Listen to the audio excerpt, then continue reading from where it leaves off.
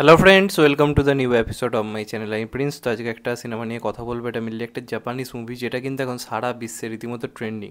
এমন কোনো মানুষ নেই যার মুখে এই সিনেমাটা নিয়ে কথা নেই, এবং এই সিনেমার ভিজুয়াল এফেক্টস থেকে শুরু করে সব কিছুই মানে অন্য লেভেলের আলোচনা হচ্ছে। সোশ্যাল মিডিয়া খুললে এই সিনেমাটা নিয়ে প্রচুর পরিমাণে আলোচনা।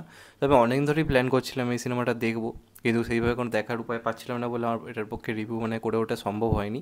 তো নেটফ্লিক্সে কিন্তু সিনেমাটা অ্যাভেলেবেল হয়ে গেছে, এবং সেখানে সমস্ত ল্যাঙ্গুয়েজে, হিন্দি থেকে শুরু করে বিভিন্ন ল্যাঙ্গুয়েজ, প্রত্যেকটা ল্যাঙ্গুয়েজে সিনেমাটা অলরেডি চলে এসছে। তো যাদের যাদের মনে হয় সিনেমাটা দেখবে তাদেরকে আমি জানিয়ে রাখলাম নেটফ্লিক্সে অ্যাভেলেবেল, সেখানে গিয়ে দেখতে পারো। তো আমার খুবই দেখার ইচ্ছে ছিল, যে কারণে জাস্ট একটু আগে সিনেমাটা শেষ করলাম। তো মনে হলো এটা নিয়ে আলোচনা অবশ্যই করা দরকার, এবং যদি চ্যানেলে এই সিনেমাটার রিভিউ না করি, একজন রিভিউয়ার হিসেবে এটা আমার লজ্জা যে এই সিনেমাটি নিয়ে কোনো কথা বললাম না। তো ভিউজ হয়তো হবে না, আমি জানি, হয়তো খুব বেশি হলে 200-300টা ভিউজ হবে, তা নাও হতে পারে। কিন্তু যে কজন লোক দেখবে তারা যদি আমার ভিডিও দেখেই সিনেমাটা দেখে, তাহলেই আমি খুব খুশি হব। কারণ এটা সত্যি কথা বলতে এটা একটা সাজেস্ট করার মতোই সিনেমা, যে হ্যাঁ, দেখার পক্ষে একদম ঠিকঠাক। তবে খুব হতাশ হচ্ছি যে এই সিনেমাটা আমাকে বাড়িতে দেখতে হলো। এই সিনেমাটা যদি থিয়েটারে গিয়ে এক্সপিরিয়েন্স করতাম, তাহলে এই সিনেমাটার আসল মজাটা হয়তো পাওয়া যেত। ঘরেতেও ভালো লাগবে, ঘরে ভালো লাগার অনেকগুলো কারণ আছে, সে কথা আমি আসছি, কিন্তু থিয়েটার এই সিনেমাটা এক্সপিরিয়েন্স করার জন্য একদম নাম্বার ওয়ান মুভি, এ নিয়ে কোনো সন্দেহ নেই। তো যারা গডজিলা সিনেমা রিসেন্টলি দেখে, তাদের কাছে এখন গডজিলা মানেই সুপার হিরো টাইপ, যে গডজিলা আসবে পৃথিবীকে বাঁচাবে, এরমভাবেই এখন সিনেমাগুলো মেকিং হয়। কিন্তু আপনাদেরকে একটা জিনিস মাথায় রাখতে হবে, এই গডজিলার প্রথম কিন্তু উৎপত্তি হয়েছিল জাপানে। আমরা জানি জাপানে অ্যাটম বোম পড়েছিল। তো তার ফলে সেই দেশের যে ক্ষতিগ্রস্ত অবস্থা হয়েছিল, চারপাশে মানুষজনের অবস্থা, সেই যে যে খারাপ দিকটাকে দেখাবার জন্য একটা এমন জিনিস যেটা সব কিছুকে ডিস্ট্রয় করে দিতে পারে, সেটাকে তারা গডজিলা হিসেবে করেছিল আর কি, গডজিলা নাম দিয়েছিল। তো সেখানে কিন্তু জাপানে গডজিলাকে এইভাবেই দেখা যায়, গডজিলা এসে পৃথিবীকে বাঁচাবে এইভাবে না, গডজিলা মানেই ডেস্ট্রয়ার। এটাই হচ্ছে ব্যাপার।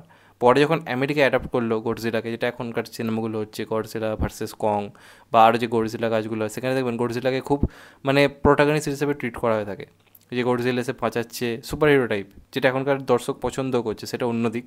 কিন্তু গডজিলা মানে যে ডেস্ট্রয়ার, গডজিলা মানে সেই দেশের খারাপ দিকটাকে তুলে ধরা, সেই দেশের অবস্থাটাকে আমাদের সামনে তুলে ধরা, এই যে জিনিসটা, সেটা কিন্তু জাপান বারবার করে এসছে। তো এই যে সিনেমাটার মধ্যে সেই পুরো জিনিসটা কিন্তু রয়েছে। 1945 থেকে 1947 এই টাইম লাইনের মধ্যে গল্পটা এগোয়, যখন জাপান পুরোপুরি বিধ্বস্ত। তো সেই বিধ্বস্ত অবস্থাটাকে এই সিনেমার মাধ্যমে, গডজিলার মাধ্যমে, দেশের অবস্থাটাও একাধারে দেখানো হচ্ছে, সেখানকার পলিটিক্যাল অবস্থাটাও পুরোপুরি দেখানো হচ্ছে, সরকার কীভাবে কী করছে, আমেরিকা কীভাবে তাদের পাশে দাঁড়াচ্ছে নাকি দাঁড়াচ্ছে না, এই সমস্ত জিনিসও কিন্তু সিনেমাটার মধ্যে ইনভলভ করা হয়েছে। যে শুধুমাত্র একটা গডজিলার সিনেমা তা কিন্তু নয়, এই সিনেমাটার মধ্যে অনেক অনেক কিছু রয়েছে। এবারই সিনেমাটা কোথায় আলাদা?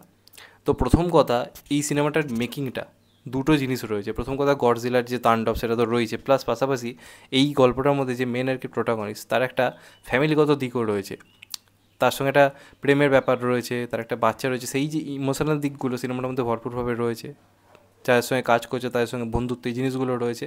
পাশাপাশি এই গডজিলার সঙ্গে যে লড়াইটা, সেটাকেও সমানভাবে রাখা রয়েছে। দেখুন, এখানে যেটা নিয়ে এত আলোচনা হচ্ছে, যে ভিএফএক্সের কাজ নাকি মারাত্মক লেভেলের, সত্যি বলছি, অবিশ্বাস্য লেভেলের, অবিশ্বাস্য লেভেলে ভিএফএক্সের কাজ হচ্ছে। আপনারা কল্পনা করতে পারবেন না এত রিয়েলিস্টিক কিছু শট। একটা সিন রয়েছে শহরের বুকে আর কি, রীতিমতো আর কি গডজিলা আর কি আক্রমণ করেছে। এবার একটা যে আর কি এখানে নায়িকা আর কি, সে আর কি ট্রেনের মধ্যে রয়েছে। এবার সেই ট্রেনের প্রত্যেকটা বগি কেরমভাবে হাতে তুলে নিয়েছে। এবার মেয়েটা একটা বগিতে রয়েছে, ও দেখতে পাচ্ছে এক এক করে সমস্ত বগি সামনে থেকে খুলে পড়ে যাচ্ছে। তো সেই সিনটা, নিচে মহাসমুদ্র রয়েছে, ওপর থেকে ট্রেনটা এক একটা অংশ কেটে নিচে পড়ছে, গডজিলামভাবে ফেলে দিচ্ছে, আর মেয়েটা ভেতরে বসে দেখছে। ওই যে শটটাকে যেভাবে নেওয়া হয়েছে, আপনি ওখানে থাকলে আপনি আপনার চোখ দিয়ে যেভাবে দেখবেন এই দৃশ্যটা, ঠিক সেইভাবে শট করা। তো এই যে জিনিসগুলো ক্রিয়েট করা হয়েছে, সিনগুলো এক কথায় অনবদ্য। তারপর একটা ব্যাপার রয়েছে এখানে, আমরা জানি গডজিলার মুখ থেকে আগুন বেরোয়, এইখানে এমন একটা জিনিস গডজিলার মুখ থেকে বেরোয় যে সারা শরীরও নীল হয়ে যায়, একটা নীল আভা হয়ে যায়। তারপরও মুখ থেকে একটা পুরো সেই ঝড় বা টর্নেডো বার করে, যেখানে সব কিছু ধ্বংস করে যায়। তো সেই যে নীল অংশটা তৈরি হচ্ছে শরীরে, পুরো শরীরটা নীল হয়ে, নীল রশ্মিটা বার করছে, ওই যে দেখতেটা অপূর্ব লাগছে, অপূর্ব দেখতে লাগছে এই সিনটা। আর শুরুতে যেভাবে গডজিলার এখানে এন্ট্রিটা হচ্ছে, অন্যান্য সিনেমার মতো সেই যে বিরাট হাইপ ক্রিয়েট করে দেওয়ার মতো, একটা সেই ভাইবস দেওয়ার মতো, তা কিন্তু নয়, নর্মাল এন্ট্রি, কিন্তু সব রিয়েল লাগছে। চোখের সামনে যখন একজনকে খেয়ে ফেলছে, সেটা কিন্তু পুরো রিয়েলিস্টিক লাগছে, যে ওটা ভিএফএক্সের মধ্যে করা মনেই হচ্ছে না। আপনি ওই সিচুয়েশনে থাকলে আপনি কীভাবে জিনিসটা ফিল করবেন, আপনার কীরকম ভয় লাগবে, আতঙ্ক লাগবে, আপনি সিনেমাটা দেখার সময় সেই এক্সপিরিয়েন্সটা পাবেন। তো আমি বলবো, এটা বাড়িতে যাদের বড় কম্পিউটার বা বড় স্ক্রিন রয়েছে, তারা সিনেমাটা সেখানে দেখুন। মোবাইলে ভালো লাগবে, কিন্তু ওইভাবে দেখলে, ভালো সাউন্ড দিয়ে ভালো করে আপনি সেই ফিলটা পাবেন, কারণ এত সুন্দর সাউন্ডের কাজ হয়েছে, এত ভালো কাজ হয়েছে। এবং সবথেকে একটা বড় কথা যেটা আমার ভালো লাগলো এই সিনেমাটায়, যে গডজিলাকে হারাবার যে পদ্ধতিটা ওই অন্যান্য সিনেমার মতো একটা কোনো স্পেশাল বন্দুক বার করা হলো বা কিছু করা হলো, করে একদম গিয়ে করেছি ওইভাবে কিন্তু করাই হয়নি। যথেষ্ট সায়েন্টিফিকভাবে টেকনিক্যাল দিক বজায় রেখে কীভাবে গডজিলাকে থামানো যায়, কারণ গডজিলাটা এমন ভয়ঙ্কর রূপ নিয়েছে যে কোনো অস্ত্র দিয়ে তাকে কিছু করা যাচ্ছে না। ওটা কিন্তু দেশের মানে অ্যাটম বোম দেশে পড়লে যেমন কিছু করার নেই, এখানে গডজিলাকে ঠিক ওইভাবেই প্রেজেন্ট করে, দেশের কিছু করারই নেই। কিন্তু টেকনিক্যালি এমন কিছু পন্থা বার করা হচ্ছে যেখানে ওর ওপর অ্যাটাক না করে, ওকে অ্যাটাক করে কিছু লাভ নেই, ফালতু সময় নষ্ট করে লাভ নেই, ওকে এমনভাবে আটকাতে হবে যেটা সায়েন্টিফিকলি টেকনিক্যালি ওকে আটকানো যাবে। তো সে কারণে যে টেকনিকটা বার করা হয়েছে সিনেমার ক্লাইম্যাক্সে যে সিকোয়েন্সটা রয়েছে সেখানে কিন্তু প্রচুর যে সেই সব কিছু ডেস্ট্রয় ধ্বংস হয়ে যাচ্ছে এমন প্রেজেন্টই করা হয়নি। শুধুমাত্র একটাই ব্যাপার, বুদ্ধি খাটিয়ে গডজিলাকে আটকাও।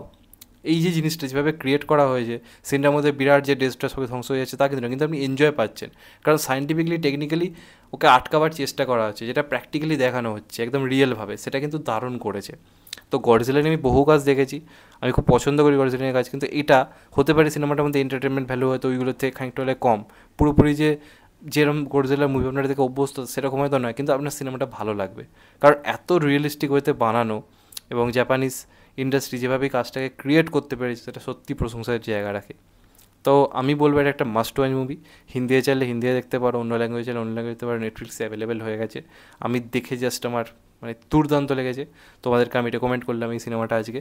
যদি একজন আমার এই ভিডিওটা দেখে সিনেমাটা দেখে এসে আমাকে জানায় কেমন লাগলো, সত্যি বলছে আপ্লুত, আর কিছু চাই না।